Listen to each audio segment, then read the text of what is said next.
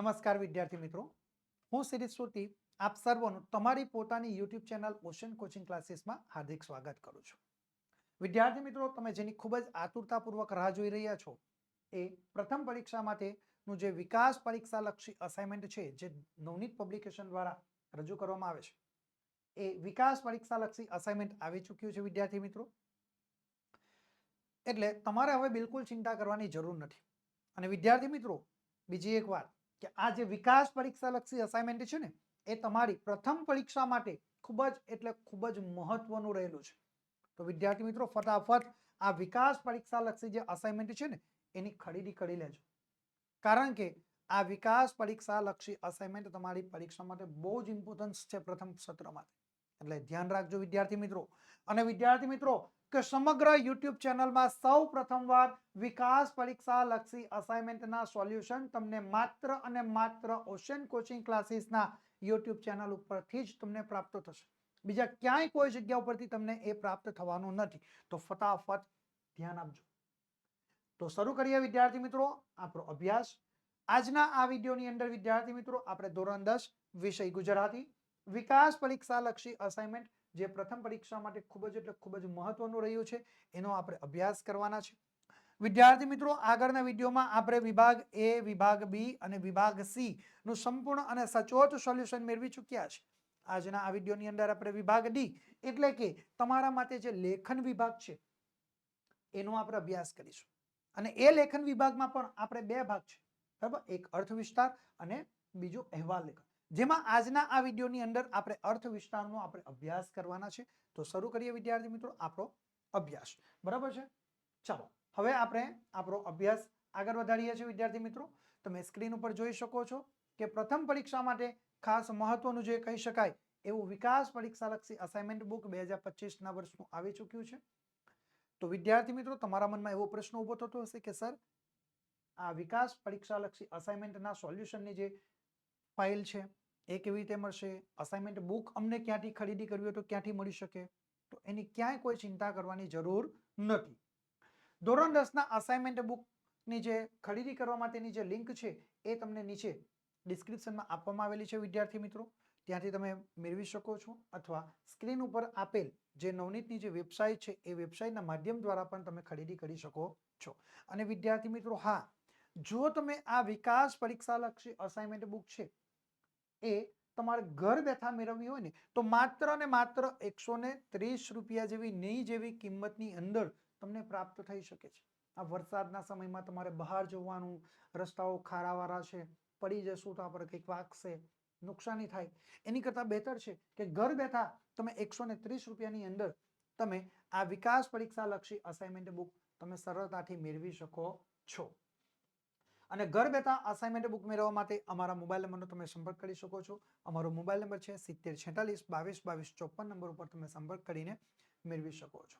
તો હવે આપણે આપણો અભ્યાસ આગળ વધારીએ વિદ્યાર્થી મિત્રો. તો શરૂ કરીએ વિભાગ ડી. વિભાગ ડી ની અંદર વિદ્યાર્થી મિત્રો આપણને પેટા વિભાગ અ આપવામાં આવ્યો છે. એમાં સૂચના આપણને આપવામાં આવી છે કે નીચે આપેલી પંક્તિઓનો આશરે 15 વાક્યોમાં તમારે અર્થ વિસ્તાર કરવાનો છે અને એના કુલ આપણને 4 ગુણ મળવાના છે. કેટલા ગુણ મળશે વિદ્યાર્થી મિત્રો? 4 ગુણ આપણને પ્રાપ્ત થવાના છે. એટલે ફટાફટ વિદ્યાર્થી મિત્રો આ અર્થ વિસ્તારો તૈયાર કરી લેજો, કારણ કે તમારી પરીક્ષા માટે ખૂબ જ મહત્વના છે. ઓકે, તો આપણે શરૂ કરીએ અર્થ વિસ્તાર. પહેલો જ અર્થ વિસ્તાર ખૂબ સરસ કે દેવડીએ દંડાઈ છે ચોર મુઠ્ઠી ઝાડના ને લાખ ખાંડી લૂંટનારા મહેફિલે મંડાય છે. બરાબર? હવે આપણે સૌથી પહેલા તો આ પંક્તિનો આપણે અર્થ આપણે સમજીએ. બરાબર?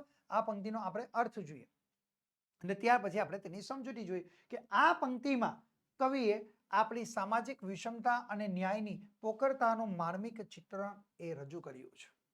ઓકે, ત્યાર પછી આપણે નીચેની લીટીમાં લખવાની સમજૂતી. હવે આ પંક્તિ જે અર્થ છે એની સમજૂતી આપણે જોવાની છે. તો આપણે લખવાનું કે આજના યુગમાં સામાન્ય રીતે ગરીબો અને નિર્બળ માણસો એ કાયદાની પકડમાં ફસાય છે. બરાબર? જે ગરીબ માણસો છે, જે નિર્બળ માણસો છે એ જ કાયદાની એ પકડમાં ફસાય છે. ધનવાન અને શક્તિશાળી માણસો જાણે કાયદા કાનૂનથી એ ઉપર જ છે. ધનવાનો પોતાના પૈસા અને શક્તિના જોડે અનેક ખોટા કામો કરે છે, છતાંય તેમનો વાર પણ વાંકો થતો નથી. મોટા મોટા સાવકારો ગરીબ અને અસહાય ખેડૂતોનું એ શોષણ કરવામાં કશું જ એ લોકો બાકી રાખતા નથી.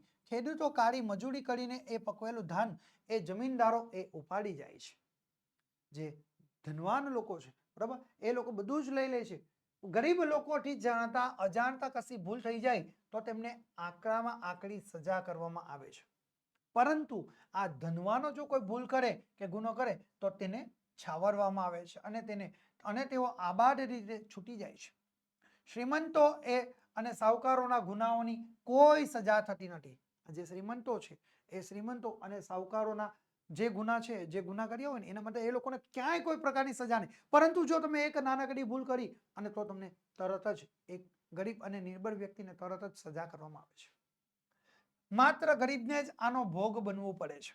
માત્ર ને માત્ર જે ગરીબ અને નિર્મળ પ્રજા છે એ જ એનો ભોગ બને છે. એ વાત અહીંયા આગળ આપણને આ અર્થ વિસ્તાર દ્વારા સમજાવવામાં આવે છે. એનો સાર આપણે જોઈએ વિદ્યાર્થી મિત્રો તો આપણે લખી શકીએ. આમ અહીં સાહુકાર અને ગરીબ પ્રજા માટે ન્યાયનો વિરોધાભાસ કવિએ ઉપરોક્ત પંક્તિ દ્વારા એ રજૂ પણ કરેલો છે. શું આપણે સાર શું લખી શકીએ? આમ સાહુકાર અને ગરીબ પ્રજામાંથી ન્યાયનો જે વિરોધાભાસ છે, જે અલગ અલગ છે, ગરીબો અને નિર્મળને તરત જ એ સજા કરવામાં આવે અને જે શ્રીમંતો છે, સાહુકારો છે, એ લોકો જે ગુના કરે છે એમાંથી પણ એ મુક્ત થઈ જાય છે. એ લોકોને સજા થતી નથી. એનો જે વિરોધાભાસ છે એનો અહીંયા આગળ કવિએ આ પંક્તિ દ્વારા આપણી સામે રજૂ કરેલ જોવા મળે છે. ઓકે, ચલો આપણે આગળ બીજો જોઈએ અર્થ વિસ્તાર. ન રાખ આસ કદી કોઈ પાસ, કરી શકે કોણ પછી તને નિરાશ. તો અહીંયા અર્થ આપણે જોઈએ.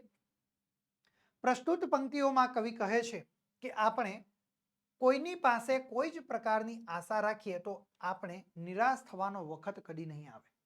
શું કહ્યું છે? પ્રસ્તુત પંક્તિમાં કવિએ કહે છે કે આપણે ક્યારેય કોઈની પાસે આશા જ ન રાખીએ.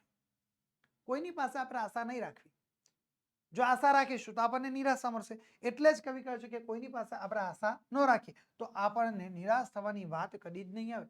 આપણે આશા રાખીશું તો આપણે નિરાશ થઈશું ને. એની કરતા આશા જ નહીં રાખવાની તો આપણે નિરાશ જ નહીં થવાનું. એટલે તો સરસ મજાની ગુજરાતીમાં કહેવત છે કે પારકીયા સદા નિરાશ.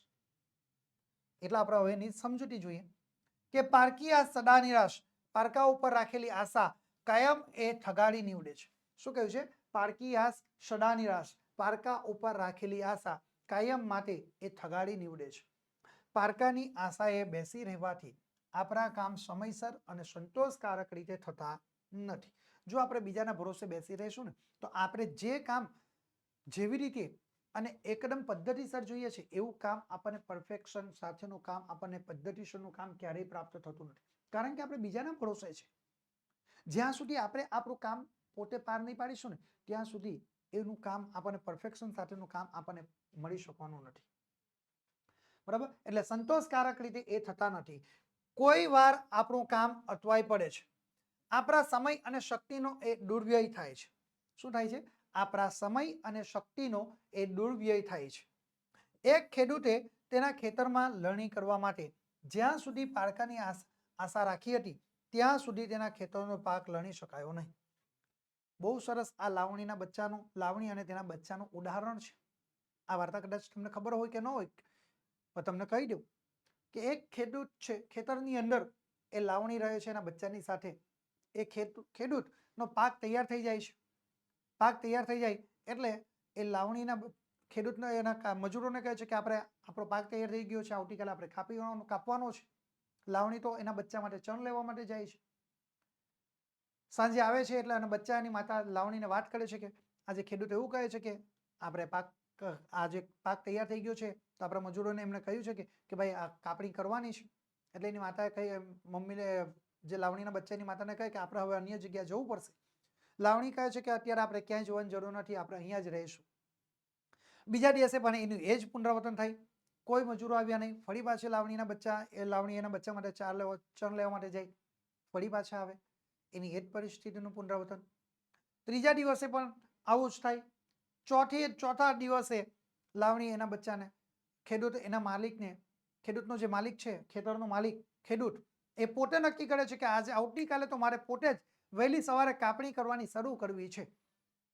લાવણી ફરી પાછી એના બચ્ચા માટે ચણ લેવા ગઈ હતી. સાંજે આવે છે એટલે એના બચ્ચા એને માતાને કહે છે કે આજે તો ખેડૂત એવું કહે છે કે આવતીકાલે તો મારે જાતે જ આ કામ કરવાની શરૂઆત કરવી છે. એટલે લાવણી કહે છે કે હવે આપણે આ ઘર આપણે બદલવાનો સમય થઈ ગયો, કારણ કે ખેડૂતે જાતે નક્કી કર્યું છે ને કે પોતે એ કાપણી કરશે તો ચોક્કસપણે એ આવતીકાલે કાપણી કરશે જ. એટલે એ સરસ મજાની વાત છે. અહીંયા બંધ બેસે છે અને આપણે ઉદાહરણ પણ આપણી સાથે છે, બરાબર, કે એક ખેડૂતે તેના ખેતરમાં લણણી કરવા માટે જ્યાં સુધી એ પારકાની આશા રાખે ત્યાં સુધી તેના ખેતરનો પાક લણી શકતો નથી. એટલે એવી જ રીતે એ લાવણી પોતાના બચ્ચા સાથે ઉડી જાય છે અને બીજા દિવસે વહેલી સવારે ખેડૂત એ કાપણી કરવાની શરૂઆત પણ કરે છે.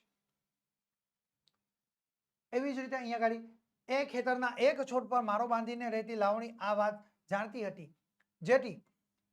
તેથી જ્યાં સુધી ખેડૂત બીજા લોકોની મદદ વડે એ લણણી કરવાની એ મનસુબા રાખતો હતો ત્યાં સુધી તે ખેતર છોડીને એ બીજે ક્યાંય ગઈ નહીં. જે વ્યક્તિ પોતાના પગ ઉપર ઊભો રહે છે તેને નિરાશ થવાનો વખત ક્યારેય પણ આવવાનો નથી. જે વ્યક્તિ પોતે જ પોતાના પગભર થવાનો પ્રયત્ન કરે એ વ્યક્તિ પોતાના જીવનમાં ક્યારેય પણ નિરાશ થઈ શકતો નથી. આપ સમાન બર નહીં ને મેઘ સમાન જળ નહીં. શું? આપ સમાન બર નહીં અને મેઘ સમાન જળ નહીં. પોતાની જાત ઉપર નિર્ભર રહેનાર વ્યક્તિનો આત્મવિશ્વાસ એ પ્રબળ હોય છે. પોતે જ પોતાની જાત ઉપર નિર્ભર રહેનાર વ્યક્તિનો આત્મવિશ્વાસ કેવો હોય? પ્રબળ હોય છે, એકદમ મજબૂત હોય છે. સ્વાવલંબી જીવન જીવનારની મજા જ કંઈ ઓર છે. સ્વાવલંબી જીવન જીવવાથી આપણા સ્વમાન અને ખુમારી એ ટકી રહે છે. શું? સ્વાવલંબી, આપણે પોતે પોતાની જાતે આપણે પગભર થઈને આપણે આપણું જીવન જીવશું તો આપણે સ્વમાન અને ખુમારી આપણી જે છે ને એ આપણી ટકી રહેશે. જો આપણે બીજાના ભરોસે રહીશું ને તો આપણે સ્વમાન આપણું જળવાશે નહીં. આપણી જે ખુમારી છે એને આપણે ક્યારેય ટકાવી શકવાના નથી. એ વાત અહીં આગળ આ જે અર્થ આ પંક્તિ દ્વારા આપણને કોઈ સમજાવે છે. એટલે એના ઉપરથી આપણને સાર મળે છે કે આપણે સ્વાવલંબી જીવન જીવીએ, પારકા ઉપર આશા ન રાખીએ. શું કહ્યું? આપણે સ્વાવલંબી જીવન જીવીએ, પારકા ઉપર આપણે ક્યારે પણ આશા રાખવી જોઈએ નહીં. ચાલો આપણે આગળ જોઈએ વિદ્યાર્થી મિત્રો. 3 નંબરનો અર્થ વિસ્તાર. સૌંદર્ય વેરફી દેતા નાના સુંદરતા મળે, સૌંદર્ય પામતા પહેલા સૌંદર્ય બનવું પડે. બરાબર. ચાલો આ જે પંક્તિ છે તેનો આપણે સૌથી પહેલા અર્થ જોઈએ અને ત્યાર પછી એની સમજૂતી જોઈશું. તો અર્થ જોઈએ. આ પંક્તિઓમાં કવિએ આપણને સૌંદર્યનું મહત્વ સમજાવ્યું છે. આ જે ઉપરોક્ત પંક્તિ છે એમાં કવિએ શાનું મહત્વ સમજાવ્યું છે? સૌંદર્યનું જે મહત્વ. હવે સૌંદર્યનું મહત્વ શું છે આપણા મનુષ્યના જીવનમાં એના વિશે વાત રજૂ કરી છે. ઓકે, તો હવે આપણે એની સમજૂતી જોઈએ. તો સૌંદર્ય એ ઈશ્વરની પ્રસાદી છે. સૌંદર્ય શું છે? ઈશ્વરની પ્રસાદી છે, કારણ કે કુદરતી છે. એ મનુષ્ય દ્વારા નિર્મિત નથી, એ કુદરતી છે, એટલે ઈશ્વરની પ્રસાદી છે. આ પ્રસાદી એ પુણ્યાત્માને જ એ પ્રાપ્ત થાય છે. અને આ જે પ્રસાદી કોને પ્રાપ્ત થશે? પુણ્યાત્મા જે હશે ને, પુણ્યાત્મા એને જ પ્રાપ્ત થાય છે. પાપીને એ ક્યારે પણ એ આ પ્રસાદી પ્રાપ્ત થતી નથી. જે લોકો પાપ કરતા હોય છે, બરાબર, એને ક્યારેય આ કુદરતની જે સૌંદર્યનો જે પ્રસાદ છે ને એ પ્રાપ્ત ન થાય. બાગમાં ખીલતા પુષ્પો, સંધ્યાના રંગો, ખેતરમાં લહેરાતો હરિયાળો મોલ, નાના બાળકો વગેરેમાં કુદરતે મન મૂકીને સૌંદર્ય ઠાલવી દીધું છે. નાના બાળકો આ બધાની અંદર, બરાબર, બગીચાની અંદર જે ખીલતા પુષ્પો છે, સંધ્યા સમયના જે રંગો છે, ખેતરમાં લહેરાતો જે પાક છે, બરાબર છે, નાના બાળકો, આ બધા કુદરતે એની અંદર મન મૂકીને એની અંદર સૌંદર્યને ઠાલવી દીધું છે. એટલે તો આપણે કહીએ કે ભાઈ બાળક એ ભગવાનનું સ્વરૂપ છે, એટલા માટે જ આપણે એને કહીએ છીએ. પરંતુ આ સૌંદર્ય આપણને માણતા આવડવું જોઈએ. સૌંદર્યને માણવા માટે સુંદર વસ્તુનો નાશ ન કરાય. સૌંદર્યનો આપણે અનુભવ કરવો હોય ને તો એનો આપણે નાશ ન કરવાનો હોય, એનો વિનાશ નહીં કરવાનો. તેને તેના સ્થાને જ રહેવા દઈને તેનો આનંદ માણી શકીએ છીએ. એ કુદરતી વસ્તુ છે, એને પોતાના સ્થાન ઉપર જ આપણે રહેવા દેવાનું છે. આપણે છુપાવીને આપણે એનો સરસ મજાનો આનંદ લેવાનો છે. એનો આપણે સરસ મજાનો આનંદ લઈને આપણે તેને માણવાનો છે. સુંદર ફૂલને ચૂંટી લઈએ તો તે થોડા વખતમાં જ એ કરમાઈ જાય છે. આપણે ઘણા બધા લોકો શું કરે, સરસ મજાના ફૂલ થાય ને, ફૂલને તોડી લે અને પછી એને ઘરમાં મૂકે, એની શોભા વધારો, આપણા ઘરની શોભા વધારવામાં. પરંતુ એનાથી શું થાય? સુંદર ફૂલને ચૂંટી લઈએ, તોડી લઈએ તો થોડા સમયની અંદર કરમાઈ જશે. બરાબર, એનું જે સૌંદર્ય છે એ વિનાશ પામે છે, એ સૌંદર્ય નાશ પામે છે. સૌંદર્યનો વિનાશ થઈ જાય એવી રીતે આપણે તેનો ઉપભોગ કરવો જોઈએ નહીં. સૌંદર્યનો વિનાશ થઈ જાય એવી રીતે આપણે ક્યારેય તેનો ઉપયોગ કરવો જોઈએ નહીં. આપણે સૌંદર્યને ખરા અર્થમાં માણવા ઈચ્છતા હોઈએ તો આપણે એવી દ્રષ્ટિ પણ કેળવવી પડશે. અર્થાત આપણે પોતે પણ એ સુંદર બનવું પડશે. સૌથી પહેલા તો આપણે પોતે પોતાની જાતને એ સૌંદર્યવાળી દ્રષ્ટિ આપણે કેળવવી પડશે. આપણે પોતે સુંદર બનવું પડશે, કારણ કે સૌંદર્યનો અનુભવ કરવો હોય તો. ચલો, ત્યાર પછી આપણે આગળ લખવાનું કે બાહ્ય સૌંદર્યને માણતા આવડે તો સાથે સાથે આપણા હૃદયની સુંદરતા પણ વધતી જાય છે. શું કહ્યું છે કવિએ? કે બાહ્ય સૌંદર્યને જો તમને માણતા અનુભવ કરતા આવડશે ને, બરાબર, તો સાથે સાથે આપણા હૃદયની જે સુંદરતા છે એ આપણે આપણા હૃદયની સુંદરતાને પણ વધારતા જઈએ છીએ. આમ આ પંક્તિઓમાં પ્રકૃતિની સુંદરતાની સાથે સાથે માનવીના હૃદયની સુંદરતાને સાંકળી લીધી છે. આપણે સૌંદર્યને ઈશ્વરની પ્રસાદી માનીને તેની પૂજા કરીએ છીએ. ખીલેલા પુષ્પો, મુક્તપણે વિચરતા હરણા વગેરેનું એ સૌંદર્ય નિહાળીએ છીએ. પક્ષીઓના મધુર ગાન સાંભળીએ છીએ. સૌંદર્યને પોષવું અને પૂંજવું તેમજ આપણી સૌંદર્ય દ્રષ્ટિ વિકસાવવી એ જ સૌંદર્યનો સાચો ઉપયોગ છે. સૌંદર્યનો ગમે તેમ ઉપભોગ કરીને આપણે તેનો નાશ ન કરી શકીએ. આપણે મન ફાવે તેમ આપણે સૌંદર્યનો ઉપયોગ કરીશું તો એનાથી આપણે તેનો નાશ કરી શકીએ છીએ, પરંતુ આપણે તેનો એવી રીતે ઉપયોગ કરવાનો નથી, આપણે તેનો નાશ પણ કરવાનો નથી. બરાબર, એટલે આપણે એ વાત અહીં આગળ કવિએ આપણને કહેલી છે. ચાલો, 4 નંબરનો અર્થ વિસ્તાર જોઈએ. સમયના વેરથી વેર તણેના પાપથી. સમયના વેરથી વેર તણેના પાપથી. ઔષધ સર્વ દુઃખોનું મૈત્રી ભાવ સનાતન. ઔષધ એટલે કે દવા. સર્વ દુઃખોનું દવા શું છે? મૈત્રી ભાવ સનાતન. મૈત્રી ભાવ, પ્રેમ ભરેલા સંબંધો એ જ તમામ સંબંધોની, તમામ દુઃખની એ દવા રહેલી જોવા મળે. ચાલો, આપણે સૌથી પહેલા એનો અર્થ જોઈએ કે ભાઈ પ્રસ્તુત પંક્તિઓમાં કવિએ આપણને મૈત્રી ભાવનું એ મહત્વ સમજાવવાનો પ્રયત્ન કર્યો છે. આપણે સૌ કોઈની સાથે મૈત્રી ભરેલા સંબંધો કેળવવાના છે, પણ આજે તો હું કોણ અને તું કોણ, સૌ કોઈ સ્વાર્થ ભરેલા સંબંધો આ દુનિયાની અંદર આપણને રહેલા જોવા મળે છે. એકબીજા પ્રત્યે વેરભાવ રાખવાથી વેર કદી ઘટતું નથી. શું કહ્યું છે?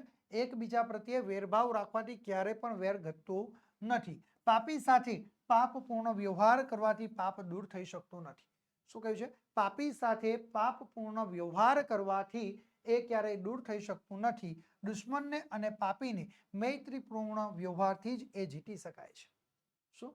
પાપી સાથે પાપપૂર્ણ વ્યવહાર કરવાથી એ આપણા જે પાપ છે એ દૂર થઈ શકતા નથી. દુશ્મનને અને પાપીને મૈત્રીપૂર્ણ વ્યવહારથી જ એને જીતી શકાય છે. જે પાપી હોય એની સાથે પણ આપણે મૈત્રીભર્યો વ્યવહાર કરીશું તો આપણે જીતી શકશું, અને આપણો દુશ્મન હોય એને પણ આપણે મૈત્રીપૂર્ણ વ્યવહારથી જ આપણે જીતી શકીએ છીએ. અન્ય ક્યારેય એ જીતી શકતા નથી. ચલો, આપણે તેની સમજૂતી જોઈએ. જુદા જુદા દેશો વચ્ચે વેર થાય છે. આજે રશિયા અને યુક્રેન, બરાબર, ઇઝરાયલ, હુટી, હમાસ, ગાઝા, આ તમે જોઈ શકો છો, બધા એકબીજાના દુશ્મનો છે. બરાબર, અમેરિકા અને રશિયા, અમેરિકા અને ચીન, આ બધા દેશો એકબીજા સાથે એ યુદ્ધ કરે છે. બરાબર, જુદા જુદા દેશો વચ્ચે વેર થાય છે ત્યારે તેમની વચ્ચે એ વર્ષો સુધી એ યુદ્ધ ચાલ્યા જ કરે છે. જેમાં તમે રશિયા અને યુક્રેન યુદ્ધ તમે જુઓ, કેટલાય વર્ષોથી એ શરૂ છે. 2 વર્ષની ઉપર થઈ આવ્યા છે. બરાબર, હજુ યુદ્ધ એ પૂરું થયું નથી. પરિણામે તે દેશોની પ્રજાજનોની અપાર યાતનાઓ એ વેઠવી પડે છે.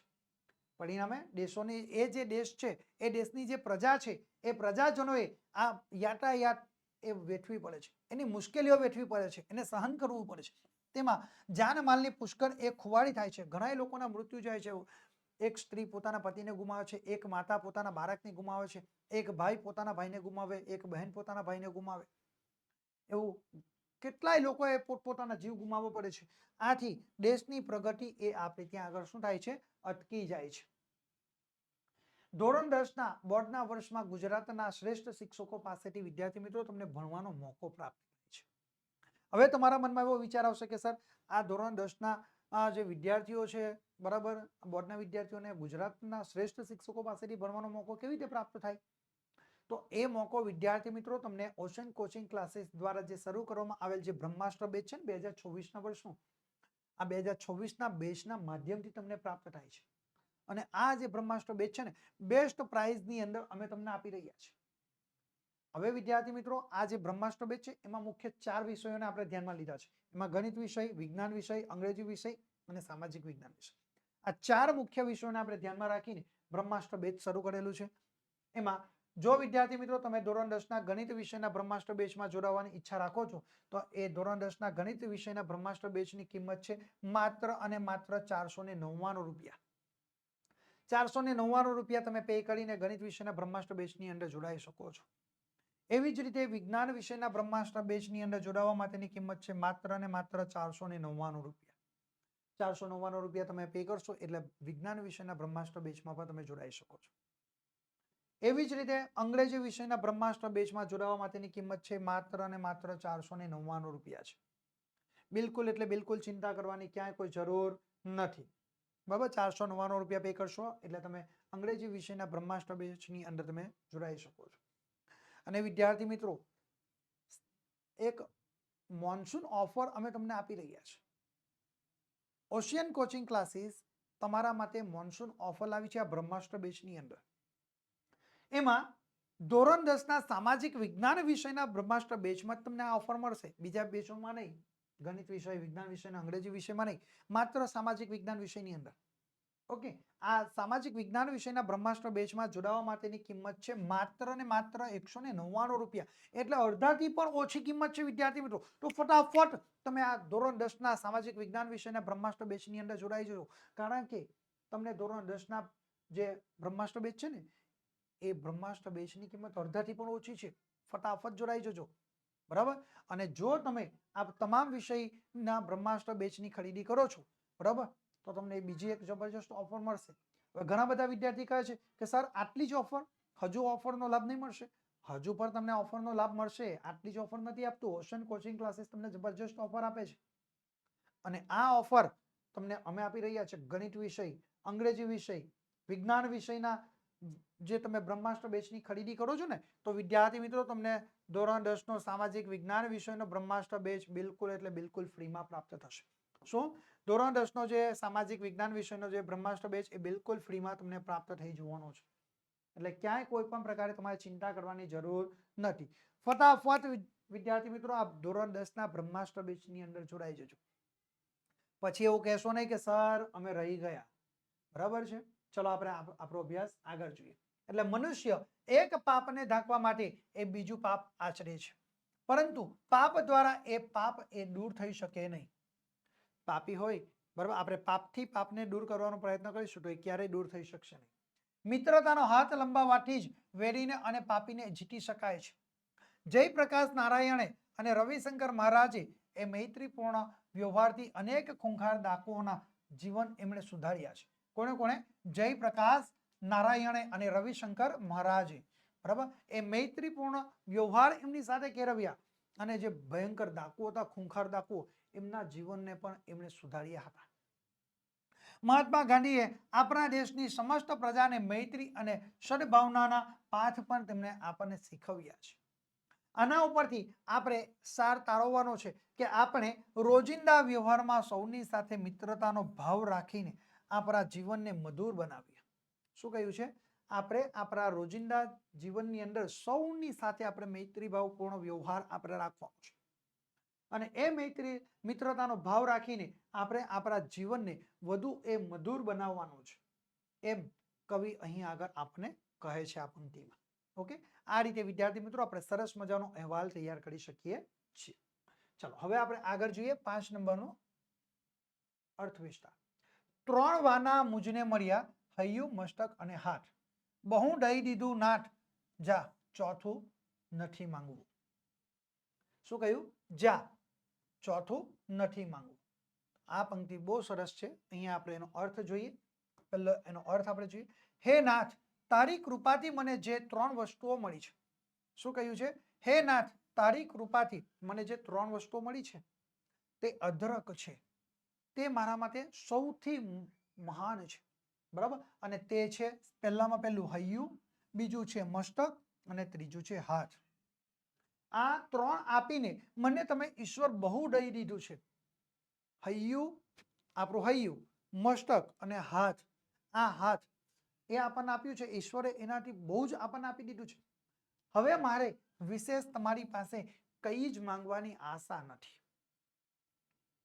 કારણ કે ઈશ્વરે હૃદય આપ્યું, મસ્તક આપ્યું અને હાથ આપ્યા છે. એના દ્વારા આપણે જગતના તમામ કાર્યો આપણે કરી શકીએ છીએ. એટલે અહીંયા હવે આપણે એની સમજૂતી જોઈએ. હૈયું આપીને સુખ દુઃખ, હર્ષ શોક, કરુણાને પારવાની અને સમજવાની સંવેદના આપણને આપી છે. હૃદય દ્વારા શું આપણા હૃદયમાં સુખ અને દુઃખનો આપણે અનુભવ કરી શકીએ છીએ. બરાબર. હર્ષ અને શોક એટલે આનંદ અને દુઃખની લાગણીને આપણે વ્યક્ત કરી શકીએ છીએ. કરુણાને પારવાની અને એને સમજવાની, બરાબર, જે દયા પ્રેમ ભાવ એને પારવાની અને સમજવાની સંવેદના પણ આપણને આપી છે. સારા વિવેક કેળવીને જીવનને ઊંચે લઈ જવા માટે આયોજનની દ્રષ્ટિ વિકસાવવા મગજ આપ્યું છે.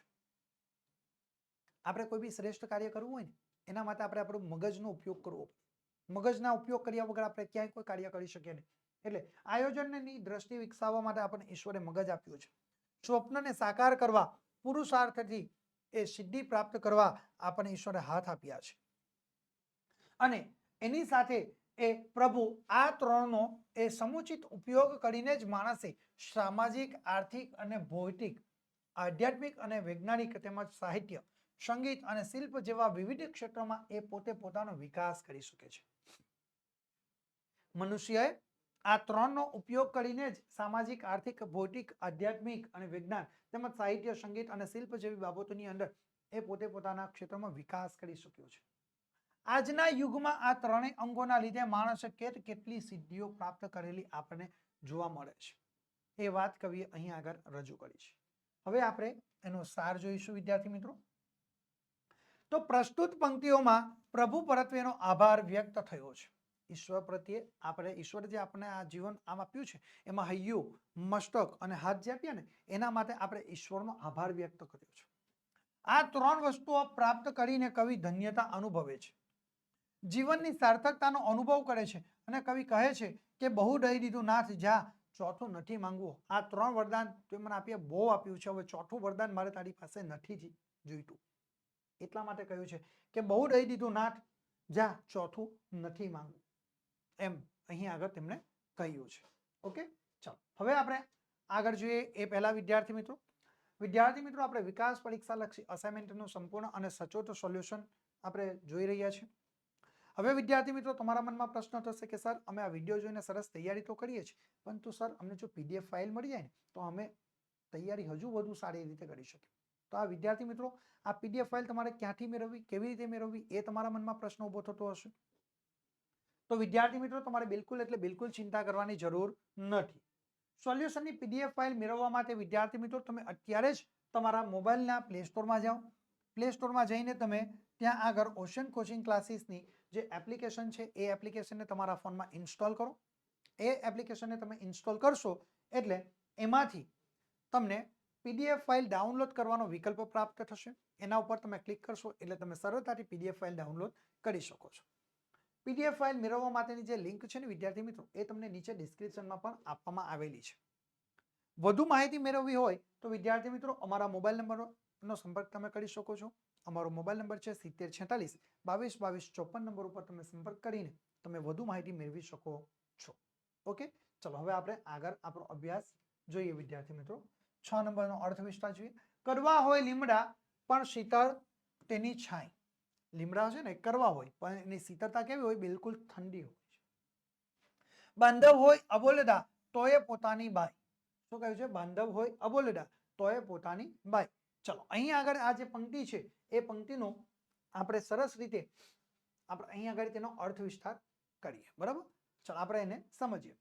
પ્રસ્તુત પંક્તિઓમાં કવિ કહે છે કે લીમડો સ્વાદમાં કડવો હોય. લીમડો સ્વાદમાં કેવો છે? કડવો છે, પણ બહુ જ ગુણકારી છે. પરંતુ તેનો એ છાંયડો શીતળ હોય છે. ઉનાળામાં એ વતે માર્ગો લીમડાની છાંયમાં અદ્ભુત શીતળતાનો એ અનુભવ કરે છે. એમ લીમડો સ્વાદમાં કરવો હોય પરંતુ ઉનાળાનો સમય આવે ત્યારે એ લીમડાનું સરસ મજાનું ઝાડ એ વતે માર્ગોને, મુસાફરોને, આ રસ્તા ઉપરથી આવતા આવન જવન કરનારા લોકોને એ પોતાની શીતળ છાંયડા આપીને તેનો અનુભવ કરાવે છે. તેવી જ રીતે આપણા ભાઈ ભાડુ આપણી સાથે અબોલ રાખે તો પણ આપણે સંકટમાં હોઈએ ત્યારે તેઓ આપણને મદદ કરવા માટે અચૂક દોડી આવે છે. કદાચ આપણે આપણા ભાઈઓની સાથે બોલચાલ ન હોય ને, પરંતુ જ્યારે આપણા ઉપર સંકટ આવી પડે છે, જ્યારે આપણે મુશ્કેલીના સમયમાં હોઈએ છીએ, ત્યારે તેઓ આપણને મદદ કરવા માટે ચોક્કસપણે દોડી આવે છે. એની પાછળનું કારણ કે તેઓ આખરે તો આપણા જ છે ને, છેવટે તો તે આપણા પોતાના જ છે ને. બીજા લોકો આપણો તમાશો જોઈને રાજી થાય છે. શું? બીજા બધા લોકો એ આપણો આ જે ભાઈઓ વચ્ચે ઝઘડો થતો હોય, બે બહેનો વચ્ચે ઝઘડો થતો હોય, ભાઈ બહેનો વચ્ચે ઝઘડો થતો હોય, તો આને જોઈને આપણે બીજા જે લોકો હોય ને એ તમાશો જોતા હોય છે અને આનંદ લે, એનો મજા લેતા હોય. અને ખાસ કરીને એ તો બધા આનંદ લેવા વાળા તો સૌથી પહેલા આપણા પોતાના નજીકના લોકો જ હોય, બરાબર. એટલે બીજા લોકો આપણો તમાશો જોઈને એ રાજી થાય છે.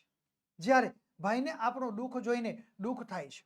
જે આપણા પોતાના ભાઈઓ દુઃખી હોય ને તેને જોઈને આપણને દુઃખ થાય, પરંતુ આપણા જે પોતાના નજીકના લોકો હોય ને એ જોઈને એને મજા લેતા હોય. એને દુઃખી જીવન જીવડાવવામાં જ એ લોકોને વધારે મજા આવતી હોય. એ લોકો એને સુખી કરવા માટે મજા નહીં લે.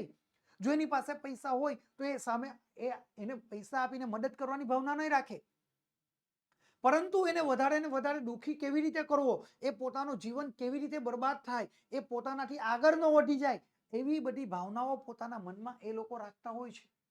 એટલે જ્યારે ભાઈને આપણું દુઃખ જોઈને એ દુઃખ થતું હોય, પણ બીજા અન્ય ક્યાંય કોઈને જોઈને કોઈને દુઃખ થતું નથી.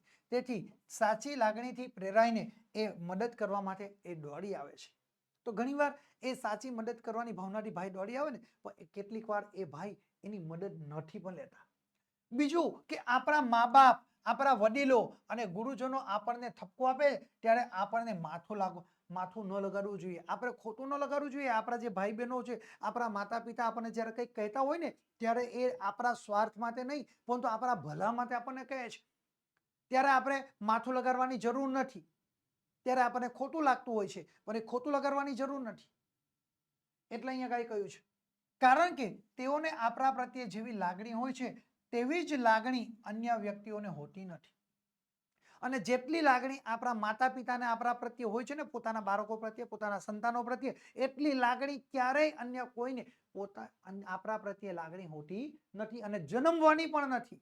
યાદ રાખજો આ શબ્દ. તેમના કડવા વેણમાં આપણું હિત જ એ સમાયેલું હોય છે. એ ભલે માતા પિતા આપણા માટે કડવા શબ્દો બોલતા હોય છે, પરંતુ એની પાછળ આપણું હિત જ રહેલું હોય છે. કહેવત પણ છે કે કડવી દવા માં જ પાય છે. કડવી દવા કોણ પાય છે? એ માં જ પાય છે. કડવા કારેલાના ગુણ ન હોય, કડવા વચન ન હોય, કડવા હોજી. શું? કડવા કારેલાના ગુણ ન હોય, કડવા વચન ન હોય, કડવા હોજી. શું? કારેલા ભલે કરવા હોય, બરાબર, જે કારેલા કરવા હોય એ ગુણવાન ન, એમાં ગુણ ન હોય. કડવા કારેલાના ગુણ ન હોય, બરાબર. કારેલા કરવા છે પણ ગુણવાન ન હોય, બરાબર. કડવા વચન ન હોય, કડવા હોજી. આપણને કોઈક બોલશે ને કડવા શબ્દો, એ ક્યારે પણ કડવા હોતા નથી. એ હંમેશા માટે એ આપણા માટે મીઠાશ ભરેલા વચન જ રહેલા હોય છે. એ વાત તેમણે અહીં આગળ આપણી સામે રજૂ કરી છે. વિદ્યાર્થી મિત્રો, ઓશન કોચિંગ ક્લાસીસ તમારા માટે 2024ના વર્ષનો આઈએમપી બેચ લઈને આવી ગયું છે. તો વિદ્યાર્થી મિત્રો, આ આઈએમપી બેચની અંદર તમે ફટાફટ તમે જોડાઈ જજો, કારણ કે આ આઈએમપી બેચના જે લાભ છે એ તમે કલ્પના ન કરી હોય એવા તમને લાભ છે. અને હા, જે વિદ્યાર્થી મિત્રો પોતે A1 નો ટાર્ગેટ લઈને બેઠા છે એવા દરેક વિદ્યાર્થી મિત્રો આ આઈએમપી બેચની અંદર જોડાઈ જજો, કારણ કે બહુ જ થોડા સમયની અંદર આ આઈએમપી બેચ એ લોન્ચ થવા જઈ રહ્યો છે. પછી પાછળથી રહી નહીં જતા. એટલે ફટાફટ વિદ્યાર્થી મિત્રો, A1 ગ્રેડ પ્રાપ્ત કરવો હોય ને તો આ 2024ના વર્ષના આઈએમપી બેચની અંદર જોડાઈ જજો. વિદ્યાર્થી મિત્રો, તમે તમારા ધોરણના વધારે નવી અપડેટ્સ મેળવવા માંગો છો તો અત્યારે જ તમે તમારા ધોરણના વોટ્સએપ ગ્રુપની અંદર જોડાઈ જજો. કોર્સને લગતી વધુ માહિતી મેળવવા માટે તમે અત્યારે જ અહીંયા સ્ક્રીન ઉપર આવેલ મોબાઈલ નંબરનો તમે સંપર્ક કરી શકો છો. અમારો મોબાઈલ નંબર છે 7046 22 22 54 નંબર ઉપર તમે સંપર્ક કરીને વધુ માહિતી મેળવી શકો છો. વિદ્યાર્થી મિત્રો, આજના વિડીયોની અંદર આપણે અર્થ વિસ્તાર જોયું છે. આગળના વિડીયોમાં ફરી પાછા આપણે એક નવા ટોપિક સાથે મળીશું, એટલે કે અહેવાલ લેખન સાથે આપણે ફરી પાછા મળીશું. જો વિદ્યાર્થી મિત્રો તમે અમારી ચેનલમાં નવા હો તો ચેનલને લાઈક કરો, શેર કરો અને સબસ્ક્રાઇબ કરજો. વિદ્યાર્થી મિત્રો, આ વિડીયોને વધુમાં વધુ તમારા ફ્રેન્ડ સર્કલ સુધી પહોંચાડો, જેથી કરીને તેઓ પણ સારી રીતે તૈયારી કરીને પાસ થઈ શકે અને સારા ગુણ મેળવી શકે છે. થેન્ક યુ વિદ્યાર્થી મિત્રો.